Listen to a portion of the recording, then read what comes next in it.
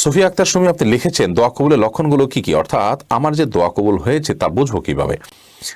এ ব্যাপারে হাদিস থেকে সুস্পষ্ট কোনো বর্ণনা বা বক্তব্য পাওয়া যায় না যে এর মাধ্যমে আপনি নিশ্চিত হয়ে যাবেন যে দোয়া কবুল হয়েছে। তবে সাহাবায়ে কেরামের অনেকের অভিজ্ঞতার আলোকে তারা অনেক আলামতের কথা বলেছেন। যেমন কোনো কোনো সালাফ, কোনো কোনো সাহাবী থেকে বর্ণিত হয়েছে যে আপনি কোনো দোয়া করার পর যদি আপনার চোখের পানি চলে আসে, মনটা ভালো হয়ে যায়, আপনার দোয়ার কারণে আপনি বিনয় অবনত হয়েছেন, আপনার কায় মনোবাক্যে আপনি দোয়া করতে পেরেছেন এবং মনোযোগ খুব বেশি চলে এসেছে এবং আল্লাহর সাথে কানেক্টেড খুব হয়ে গেছেন, একটা ভালো লাগা কাজ করছে, তাহলে সেই দোয়াটা কবুল হয়েছে বলে আপনি সুধারণা করতে পারেন।